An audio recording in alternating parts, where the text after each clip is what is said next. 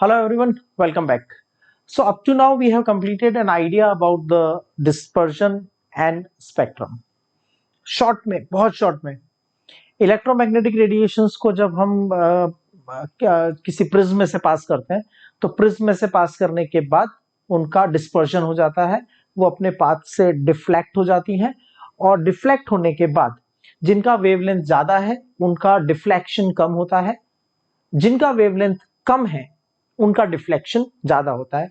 In short, prism में से पास होने के बाद जो बीम ऑफ इलेक्ट्रोमैग्नेटिक रेडिएशन है वो अपनी कंपोनेंट वेवलेंथ्स में डिवाइड हो जाता है, राइट। और इस डिवीजन के प्रोसेस को हम कहते हैं डिस्पर्जन, और उसका जो रिप्रेजेंटेशन बनता है वॉल पे या फोटोग्राफिक फिल्म पे या स्क्रीन पे, हम उसको बोलते हैं स्पेक्ट्रम। स्पेक्ट्रम के हमने दो टाइप डिस्कस किए, emission spectrum and absorption spectrum. Well, इन सब के बाद ये सब एक थियोरेटिकल नॉलेज के लिए है। इन सब टॉपिक्स के डिस्कशन के बाद हमारा नेक्स्ट जो टॉपिक है वो है about the hydrogen spectrum. What is hydrogen spectrum? हमने एमिशन स्पेक्ट्रम डिस्कस किया। What is emission spectrum? किसी भी ऑब्जेक्ट को, गैस को, मेटल की वेपर्स को, किसी सॉल्ट की वेपर्स को, किसी भी सब्सटेंस को जब हम electrical energy, high voltage electricity pass करते हैं या फिर उस ऑब्जेक्ट को हीट करते हैं तो उसमें से एनर्जी एमिट होती है in the form of electromagnetic radiation. और उस इलेक्ट्रोमैग्नेटिक रेडिएशन का जब हम स्पेक्ट्रम बनाते हैं तो उसको हम कहते हैं एमिशन स्पेक्ट्रम। हाइड्रोजन स्पेक्ट्रम का मतलब क्या है? तो इस पूरे टॉपिक में हाइड्रोजन स्पेक्ट्रम का मतलब यह है कि हमने एक डिस्चार्ज ट्यूब लिया है, इस पर्टिकुलर डिस्चार्ज ट्यूब में हमने हाइड्रोजन गैस फिल किया और हाई वोल्टेज करंट पास किया, right. Low pressure of hydrogen gas, 10,000 volt का पोटेंशियल डिफरेंस अप्लाई किया। जब 10,000 वोल्ट पोटेंशियल डिफरेंस अप्लाई किया तो वहां से वॉयलेट कलर का लाइट एमिट हुआ। जो वॉयलेट कलर का लाइट एमिट हुआ उसको हमने एक प्रिज्म में से पास किया। प्रिज्म में से पास करने के बाद वो लाइट अपने कंपोनेंट वेवलेंथ में डिवाइड हो गई। जब वो अपने कंपोनेंट वेवलेंथ में डिवाइड हो गई तो हमने उसका एक फोटोग्राफिक फिल्म पे इंप्रेशन बनाया। जो फोटोग्राफिक फिल्म पे इंप्रेशन बनाया हम उसको कहते हैं hydrogen spectrum. It's as simple as this, right.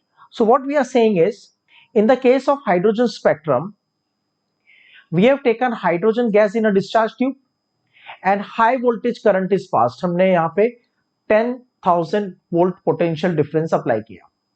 यहां से वॉयलेट कलर का लाइट एमिट हुआ। जो वॉयलेट लाइट एमिट हुआ इसको प्रिज्म में से पास किया।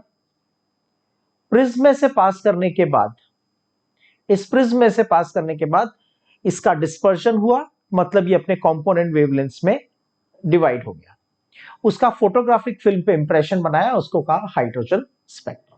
That's one thing. Second thing, अगर आप हाइड्रोजन स्पेक्ट्रम को ध्यान से अगर देखोगे, फोटोग्राफिक फिल्म को ध्यान से देखोगे, it is a discontinuous spectrum. What is discontinuous spectrum? जब सभी कंपोनेंट वेवलेंथ एक दूसरे को ओवरलैप करती हैं जैसे रेनबो में, तो हम उसको बोलते हैं कंटिन्यूअस स्पेक्ट्रम। लेकिन अगर कंपोनेंट वेवलेंथ के बीच में डार्क स्पेसेस होते हैं, मतलब कंपोनेंट वेवलेंथ एक दूसरे से वेरी वेल सेग्रीगेटेड होती हैं, तो उसको कहते हैं डिसकंटिन्यूअस स्पेक्ट्रम। डिसकंटिन्यूअस स्पेक्ट्रम भी दो तरह का होता है, लाइंस एंड द बैंड्स। एक तो थिन लाइन बनती है या फिर बहुत क्लोजली पैकेट ऑफ लाइट बनता है, पैकेट ऑफ इलेक्ट्रोमैग्नेटिक रेडिएशन बनता है, तो उसको बोलते हैं बैंड स्पेक्ट्रम। हाइड्रोजन के केस में जो स्पेक्ट्रम बना, it was a line spectrum. जैसे इस पूरे डार्क बैकग्राउंड में ब्राइट लाइंस बनी, right. Bundle of bright lines were formed. What is the meaning of bundle of bright lines was formed? Bundle of bright lines का मतलब है, पहले कुछ ब्राइट लाइंस हैं जो एक दूसरे के बहुत पास हैं, then between each line there is some black space, so we can identify each line as a separate line. उसके बाद there was some space compared to this, यहां के कंपैरिजन में थोड़ा ज्यादा स्पेस है, और उसके बाद में there is another bundle of closely packed lines, right? Between each line there is some space, and again after this bundle of lines there is another bundle of closely packed lines. ये हमें observe हुआ, right? और इस observation को हमने कहा कि hydrogen spectrum बन गया, ठीक है? Now what happens is each packet or the bundle of lines, each packet or bundle of closely packed line is called series. इसका मतलब हमने जो पूरी जो फोटोग्राफिक फिल्म है, इस फोटोग्राफिक फिल्म पे, ये जो आप देख सकते हो, इस पूरी फोटोग्राफिक फिल्म पे हमने क्या देखा? Bright lines on the dark background, there is a bundle of closely packed lines, then there is some space, then there is a bundle of closely packed lines, then there is a space. Each bundle or the packet of line is called series. Based on the scientists who discovered them, who studied them, we named them. जैसे first group of lines was discovered by Lyman, right? What do you mean by discovered? photographic film पे दिख तो रही है। well, discovery से मतलब हमारा ये है कि उन्होंने ये फाइंड किया कि जो फर्स्ट पैकेट ऑफ लाइंस बन रहा है, ठीक है, सी ये फोटोग्राफिक फिल्म, पूरा डार्क बैकग्राउंड, इस डार्क बैकग्राउंड में ये एक बंडल ऑफ लाइन बना। तो ये जो बंडल ऑफ लाइंस बन रहा है, ये क्यों बन रहा है? क्योंकि कोई इलेक्ट्रोमैग्नेटिक रेडिएशन है जो उस पर्टिकुलर फोटोग्राफिक फिल्म पे फॉल होती है और उसके बाद वहां पे एक ब्राइट लाइन बन जाती है, इसलिए ये लाइंस बन रही हैं, ठीक है? तो हर लाइन से कॉरेस्पॉन्डिंग कोई ना कोई इलेक्ट्रोमैग्नेटिक रेडिएशन होगी। With every line is because of some electromagnetic radiation. In other words, with respect to each line, there will be some specific wavelength of the electromagnetic radiation. तो जिन scientist ने first bundle of lines, first group of lines के wavelengths find किए, वो Lyman थे, तो उस series को हमने कह दिया लाइमन सीरीज। सेकेंड सीरीज में जो लाइंस बन रही थी, हर लाइन से कॉरेस्पॉन्डिंग वेवलेंथ, मतलब अगर फर्स्ट लाइन बन रही है, अगर कोई भी लाइन बन रही है, तो उस पर्टिकुलर लाइन वाली जो इलेक्ट्रोमैग्नेटिक रेडिएशन है उसकी वेवलेंथ कितनी होगी। Suppose I want to make this particular line of the second series,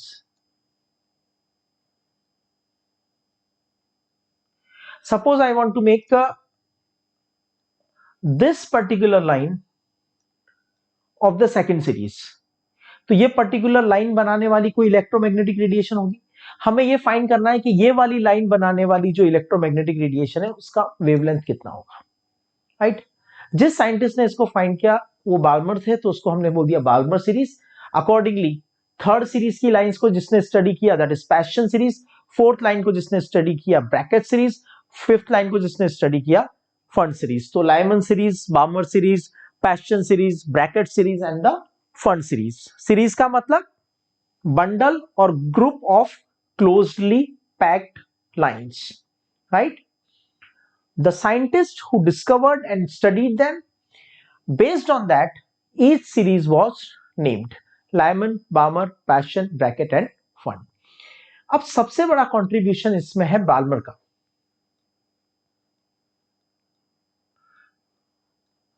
Balmer ने क्या किया? बाल्मर ने एक मैथमेटिकल फॉर्मूला डिराइव किया, राइट? उन्होंने एक्सपेरिमेंटली सेकेंड सीरीज में आने वाली सभी electromagnetic radiations, I repeat, second series में आने वाली सभी लाइंस के लिए जो इलेक्ट्रोमैग्नेटिक रेडिएशन है उसका वेवलेंथ फाइंड किया एक्सपेरिमेंटली, राइट? और उस वेवलेंथ को फाइंड करने के बाद उसका एक मैथमेटिकल इक्वेशन प्रपोज किया जिसे आप डायरेक्टली लाइन के नंबर के बेसिस पे वेवलेंथ फाइंड कर सकते हो। उन्होंने फॉर्मूला दिया न्यू बार का मतलब wave number is equal to 1/λ is equal to 109,678, it's a constant value, into 1/2 square minus 1/n2 square per centimeter। यहां पे n2 का मतलब क्या है? यहां n2 का मतलब क्या है? यहां n2 का मतलब है 2 प्लस लाइन नंबर।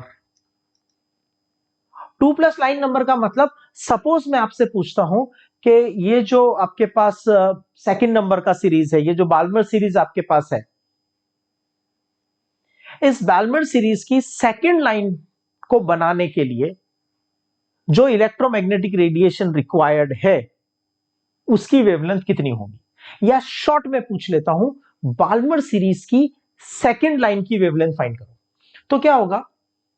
यहां पे बाल्मर सीरीज की सेकंड लाइन, बाल्मर सीरीज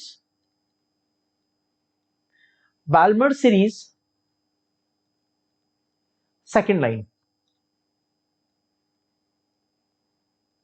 तो यहां पे n2 का वैल्यू कितना हो जाएगा? 2 प्लस लाइन नंबर। कौन सी लाइन फाइंड करनी है? सेकंड। तो n2 का वैल्यू कितना हो जाएगा? 4। तो हम लिख सकते हैं 1/λ is equal to 109,678 1/2 square minus 1/4 square पर सेंटीमीटर, राइट। इस इक्वेशन को सॉल्व करेंगे तो हमें मिल जाएगा wavelength of second line of Balmer series.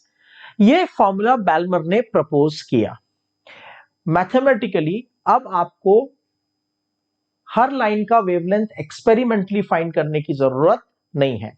Balmer series की किसी भी लाइन का अगर आपको वेवलेंथ फाइंड करना है तो आप ये फॉर्मूला यूज कर सकते हो। ये बाल्मर ने प्रपोज किया। 109,678 which is a constant into 1/n2 square minus 1/2 square minus 1/n2 square पर सेंटीमीटर। और जो n2 का वैल्यू है वो होता है 2 प्लस लाइन नंबर। अगर मुझे थर्ड लाइन का वेवलेंथ फाइंड करना होता, Balmer series third line of Balmer series, तो third line of Balmer series के लिए हम क्या करेंगे? n2 will be equal to 2 plus line number कितना है? 3, तो टोटल हो जाएगा 5। तो हम इसको लिख सकते हैं 1/λ is equal to 109,678 into 1/2 square minus 1/5 square. ये कंट्रीब्यूशन है रिडबर्ग का, सॉरी ये कंट्रीब्यूशन है बाल्मर का। He proposed an equation to find wavelength of any line in the second series. What is the importance of second series? Actually second series की आप जो भी वेवलेंथ फाइंड करोगे, सेकेंड सीरीज की सभी वेवलेंथ की रेंज आती है 3600 एंगस्ट्रॉम टू 7800 एंगस्ट्रॉम के बीच में। मतलब ये जो इतनी लाइंस हैं फोटोग्राफिक फिल्म के ऊपर, जो इतनी सभी लाइंस दिख रही हैं, अगर आप फोटोग्राफिक फिल्म की जगह इसको किसी वॉल पे, किसी स्क्रीन पे बनाते तो आपको इनमें से लाइमन, पैशन, ब्रैकेट, फंड कुछ नहीं दिखेगा, कोई लाइन नहीं दिखेगी। आपको सिर्फ बाल्मर सीरीज दिखेगी, क्योंकि बाल्मर सीरीज के अंदर जो इलेक्ट्रोमैग्नेटिक रेडिएशन की लाइंस हैं वो विजिबल रेंज में है, बाकी की लाइंस विजिबल रेंज में नहीं है। इसलिए सबसे पहले बाल्मर ने सेकंड सीरीज को स्टडी किया और सेकंड सीरीज के लिए ये फॉर्मूला प्रपोज किया। ठीक है, ये फॉर्मूला समझ लिया ना आपने, 1/λ is equal to constant 109678 into 1/2 square minus 1/n2 square. Now in 1890 scientist Rydberg generalize this formula. उन्होंने कहा सिर्फ बाल्मर सीरीज का ही नहीं, सिर्फ और सिर्फ बाल्मर सीरीज नहीं, नॉट ओनली बाल्मर सीरीज, इसमें से किसी भी सीरीज का, किसी भी लाइन का वेवलेंथ आप थियोरेटिकली फाइंड कर सकते हो। और उसके लिए उन्होंने फॉर्मूला में, ध्यान से देखना, बाल्मर का फॉर्मूला क्या था, 1/λ into 109678 into 1/2 square minus 1/n2 square पर सेंटीमीटर। इस फॉर्मूला को रिडबर्ग ने थोड़ा मॉडिफाई कर दिया। उन्होंने कहा एक काम करो, यहां पे ये जो वैल्यू है 2, अच्छा अगर आप देखोगे तो फर्स्ट सीरीज कौन सी है, लाइमन, सेकंड सीरीज कौन सी है, बाल्मर, यहां पे क्या है 2 स्क्वायर, इसका मतलब इसको रिप्लेस करके उन्होंने कर दिया n1 स्क्वायर। और n1 का मतलब क्या हो गया, n1 का मतलब हो गया सीरीज नंबर। समझ में आया कितना छोटा कैच है। ठीक है, ये बाल्मर का फॉर्मूला है। इस फॉर्मूला को यूज करके 109678 into 1/2 square minus 1/n2 square पर सेंटीमीटर, इस पूरे फॉर्मूला में उन्होंने देखा कि ये जो 2 स्क्वायर है, इसकी जगह अगर हम सीरीज नंबर लिख देंगे, मतलब लाइमन है तो 1 स्क्वायर, बाल्मर है तो 2 स्क्वायर, पैशन है तो 3 स्क्वायर, ब्रैकेट है तो 4 स्क्वायर, फंड है तो 5 स्क्वायर, तो n1 का मतलब हो जाएगा सीरीज नंबर और n2 का मतलब क्या हो जाएगा, n2 का मतलब हो जाएगा series number plus line number. ठीक है, so what happened is this condition we can say wavelength of passion series second line, passion series की सेकेंड लाइन का वेवलेंथ फाइंड करना है। लाइमन, बाल्मर, पैशन, पैशन कौन से नंबर की series होती है, थर्ड नंबर की, तो हमारे पास n1 का वैल्यू कितना हो जाएगा 3।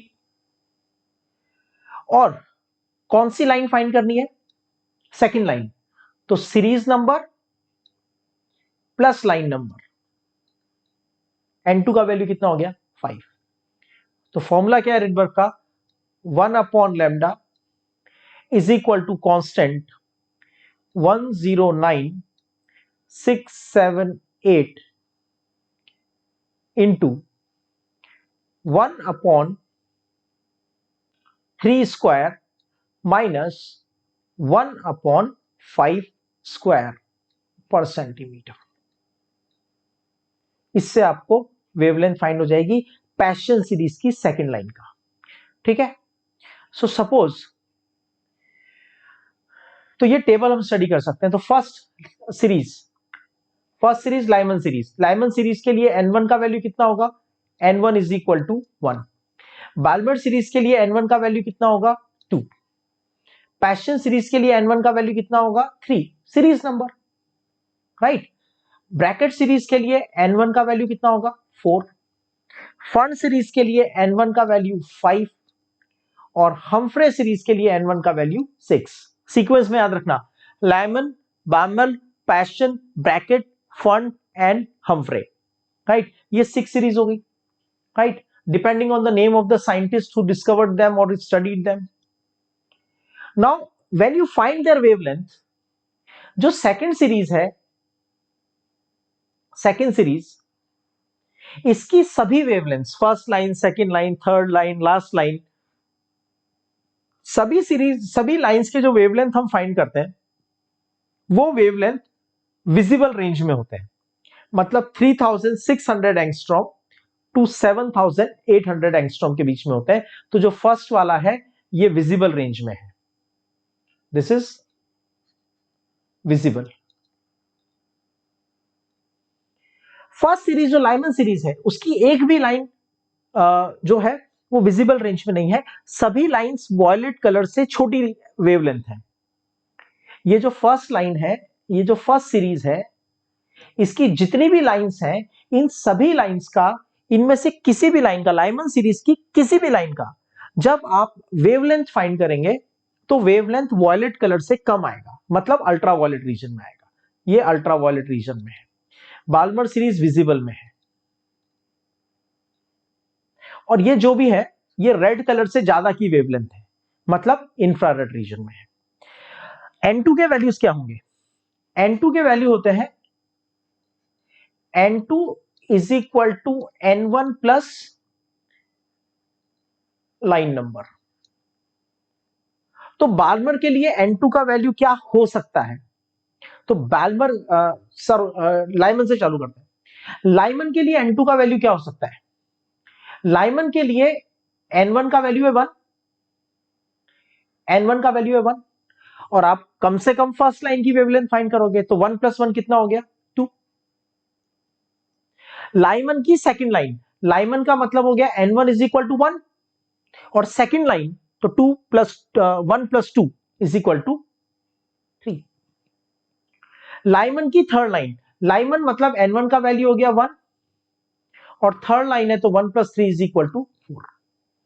Similarly if you go for let's say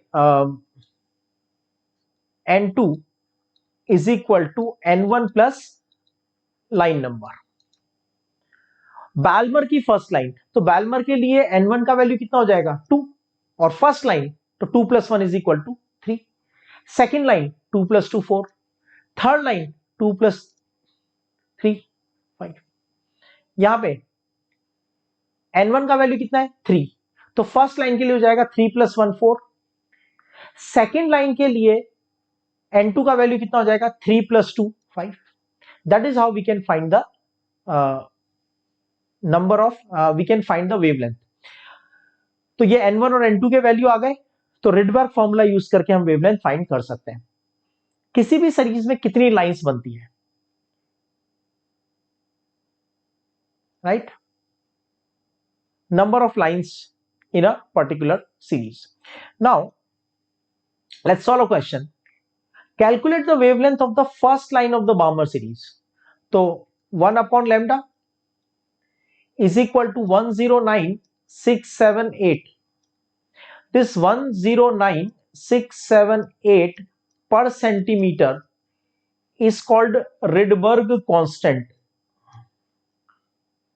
इस वैल्यू को हम क्या बोलते हैं? Rydberg constant into 1 upon n1 square minus 1 upon n2 square. n1 का वैल्यू क्या होगा? बाल्मर सीरीज है यानी सेकंड सीरीज, और सेकंड सीरीज की फर्स्ट लाइन, सेकंड सीरीज की फर्स्ट लाइन, सेकंड सीरीज की फर्स्ट लाइन, तो N2 का वैल्यू कितना हो गया? 3। तो 1 upon lambda is equal to 109678 into 1 upon 2 square minus 1 upon 3 square. इसको सॉल्व करके आपको मिल जाएगा बाल्मर सीरीज की first line, right? Suppose I say last line और लिमिटिंग लाइन। अगर मैं इस क्वेश्चन को थोड़ा मॉडिफाई कर देता हूं, मैं कहता हूं आपसे बाल्मर सीरीज की थर्ड लाइन का वेवलेंथ फाइंड करो, बाल्मर सीरीज की थर्ड लाइन या बाल्मर सीरीज की लास्ट लाइन। तो concept of limiting line, last line, last possible line of the series और limiting line of the series is equal to N2 is equal to infinity. तो last line of Balmer series, last line of Balmer series, Balmer series की last line find करनी है तो हम क्या करेंगे, 1/λ is equal to constant 109,678 into 1/1 Balmer series है तो n1 का वैल्यू कितना हो जाएगा, 2 स्क्वायर माइनस 1/इंफिनिटी, n2 का वैल्यू क्या है, इंफिनिटी, तो 1/इंफिनिटी विल बिकम 0, तो लास्ट लाइन का वेवलेंथ कितना आएगा, लास्ट लाइन या लिमिटिंग लाइन का wavelength 1/λ is equal to 109,678 divided by 4 पर सेंटीमीटर, राइट। सो ये आ गया आपके पास 1/2 स्क्वायर माइनस 1/इंफिनिटी, 1/इंफिनिटी 0, so we can write lambda is equal to 4 divided by 109,678 109,678 centimetre wavelength आ गया। Next question, calculate the frequency of the last line of Lyman series, last line के लिए n2 का वैल्यू कितना होगा, इंफिनिटी, और लाइमन सीरीज के लिए n1 का वैल्यू कितना होगा, 1, ठीक है, तो रिडबर्ग फॉर्मूला लगा देते हैं, 1/λ is equal to Rydberg 109,678 1/n1 square,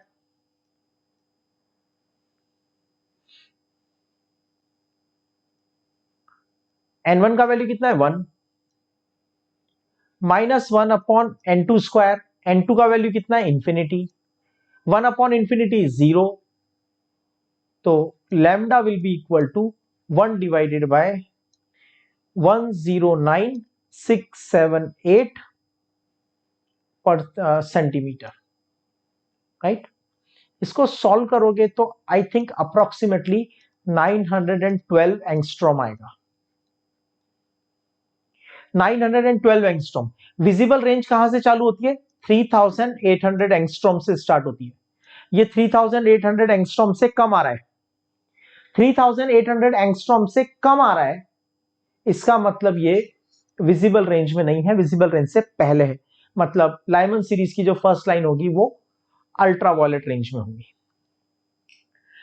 third line of Brackett, Lyman, Balmer, Paschen, Brackett, Pfund series, तो Lyman, Balmer, Paschen, Brackett fourth number की सीरीज है, फोर्थ नंबर की सीरीज है तो n1 इज इक्वल टू 4, और थर्ड लाइन तो n2 is equal to n1 plus line, n1 plus line 7, तो हो जाएगा 1/λ is equal to 109,678 into 1/n1 square minus 1/n2 square पर सेंटीमीटर, राइट। सी, बहुत सिंपल कंसेप्ट है, नथिंग कॉम्प्लिकेटेड। आपने एक डिस्चार्ज ट्यूब में हाइड्रोजन गैस लिया, डिस्चार्ज ट्यूब में हाइड्रोजन गैस लेने के बाद हाई वोल्टेज करंट पास किया, जब आपने हाई वोल्टेज करंट पास किया तो वॉयलेट कलर की लाइट एमिट हुई, ये जो वॉयलेट लाइट एमिट हुई इसको प्रिज्म में से पास करने के बाद फोटोग्राफिक फिल्म पे कुछ बंडल ऑफ लाइंस बना, each bundle of line is called series. Particular series में जो लाइंस बन रही हैं उन लाइंस के लिए जो रेडिएशन रेस्पॉन्सिबल है उसका वेवलेंथ कितना होगा। फर्स्ट बंडल ऑफ लाइंस जो बन रही हैं इसकी सभी लाइंस को बनाने के लिए जो रेडिएशन चाहिए उसका वेवलेंथ कितना होगा, ये लाइमन ने स्टडी किया, तो लाइमन सीरीज, फिर बाल्मर, फिर पैशन, फिर ब्रैकेट और फिर फंड। सबसे पहले जो सीरीज को स्टडी किया वो बाल्मर ने स्टडी किया क्योंकि वो विजिबल रेंज में आती है, उसको हम देख सकते हैं, बाकी सीरीजेस विजिबल नहीं थी, तो वो बाद में डिस्कवर हुई। बाल्मर ने इन सभी लाइंस को स्टडी करने के बाद एक जनरल फॉर्मूला दिया, 109678 into 1/n2 square minus 1/2 square minus 1/n2 square पर सेंटीमीटर इज इक्वल टू 1/λ। इस फॉर्मूला को यूज करके बाल्मर ने थियोरेटिकली अपनी सेकेंड सीरीज की सभी लाइंस के वेवलेंथ को फाइंड किया। इसी फॉर्मूला को रिडबर्ग ने मॉडिफाई किया, मॉडिफाई करके 2 स्क्वायर की जगह कर दिया n1 स्क्वायर, और n1 का मतलब होता है सीरीज नंबर, n2 का मतलब होता है series number plus line number, right. Now the last thing is, अगर हाइड्रोजन की जगह कोई और एलिमेंट है तो फॉर्मूला में हम z स्क्वायर से मल्टीप्लाई कर देंगे। हाइड्रोजन का एटॉमिक नंबर 1 तो 1 स्क्वायर, हीलियम के लिए होगा तो 2 स्क्वायर, लिथियम के लिए होगा तो 3 स्क्वायर, तो RH का मतलब रिडबर्ग कांस्टेंट जिसकी वैल्यू होती है 109678। इसको आप अप्रोक्सीमेटली सॉल्व करोगे, inverse of this value comes 912 angstrom, right. ये 109678 पर सेंटीमीटर है, राइट। तो ये फॉर्मूला उन्होंने प्रपोज किया which is called as the Rydberg formula. Rydberg formula is nothing but the modified Balmer formula. Balmer formula में n2 square की जगह कर 2 स्क्वायर की जगह कर दिया n1 स्क्वायर, सिंपल। अब आप किसी भी सीरीज की कोई भी लाइन की वेवलेंथ फाइंड कर सकते हो। अगर मुझे फंड सीरीज की सेकेंड लाइन की वेवलेंथ फाइंड करनी है, फंड सीरीज की सेकेंड लाइन की वेवलेंथ फाइंड करनी है, तो Lyman, Balmer, Paschen, Brackett, Pfund 5th number की सीरीज है, और सेकेंड लाइन का वेवलेंथ फाइंड करना है तो 5 + 2 is equal to 7। Problem solve, formula में वैल्यू सब्स्टिट्यूट करो, आंसर आ जाएगा। So this is all about the hydrogen spectrum with respect to the problem solving. Conceptually इस टॉपिक का क्या इंपॉर्टेंस है, अब हाइड्रोजन के स्पेक्ट्रम में लाइंस क्यों बनती हैं, हर लाइन का स्पेसिफिक वेवलेंथ ही क्यों होता है, ये इनमें से किसी भी साइंटिस्ट ने एक्सप्लेन नहीं किया, राइट। ये इनमें से किसी भी साइंटिस्ट ने एक्सप्लेन नहीं किया, क्योंकि इसको एक्सप्लेन करने के लिए हमें चाहिए स्ट्रक्चर ऑफ एटम। और देखो ये जो सब कुछ हो रहा है, it is before the discovery of the Rutherford's model and everything. 1890 की बात हो रही है, ईयर पे ध्यान दो। रदरफोर्ड का मॉडल आया 1911 में। रदरफोर्ड अपने मॉडल ऑफ एटम को यूज करके ये नहीं बता सकते कि जब हमने हाइड्रोजन गैस में से इलेक्ट्रिसिटी पास की और ये स्पेक्ट्रम बना तो ये लाइंस क्यों बनी, और इन लाइन की स्पेसिफिक वेवलेंथ क्यों है। इसलिए रदरफोर्ड का मॉडल एक फेलियर मॉडल है। बोर मॉडल ऑफ एटम को इतनी सक्सेस क्यों मिलती है, जबकि बोर मॉडल भी आज के रेस्पेक्ट में देखें तो एक फेलियर मॉडल ऑफ एटम है। Still why we give so much importance to the Bohr's model of atom, because some postulates of the Bohr's model of atom successfully being able to explain why lines are formed in the hydrogen spectrum। मतलब ये जो आप calculate कर रहे हो wavelength, ये सभी wavelengths bore ने अपने मॉडल ऑफ एटम के थ्रू फाइंड करके बताई। तो बोर के मॉडल ऑफ एटम को यूज करके भी हम किसी भी सीरीज की कोई भी लाइन को फाइंड कर सकते हैं और यह भी बता सकते हैं कि वो लाइन क्यों बन रही है। बाल्मर सीरीज की सेकंड लाइन कब और क्यों बनती है, पैशन सीरीज की सेकंड लाइन कब और क्यों बनती है, किसी भी लाइन की, किसी भी सीरीज की कोई भी लाइन कब बनती है और क्यों बनती है, यह explanation Bohr's model of atom से मिल सकता है। That is why we have to study the Bohr's model of atom. तो हमारा नेक्स्ट टॉपिक होगा बोर्स मॉडल ऑफ एटम, और उसके बाद टॉपिक होगा explanation of hydrogen spectrum using Bohr's model. अभी तो हमने सिर्फ इतना पढ़ा कि हाइड्रोजन स्पेक्ट्रम क्या होता है और उसकी जो सीरीज होती हैं उनकी लाइंस की वेवलेंथ को कैसे फाइंड करते हैं, ठीक है। अभी हमने सिर्फ इतना पढ़ा है, अब हमें बोर्स मॉडल पढ़ना है, और बोर्स मॉडल के बाद हम ये पढ़ेंगे कि किसी भी सीरीज की कोई भी लाइन कब और क्यों बनती है। तो अभी हम सिर्फ हाइड्रोजन स्पेक्ट्रम पढ़ रहे हैं. The reason and the cause of hydrogen spectrum will cover in the next section. Till then, enjoy the topic, have some question practice. Next topic is very, very important. In the next topic, we'll be talking about the Bohr's model of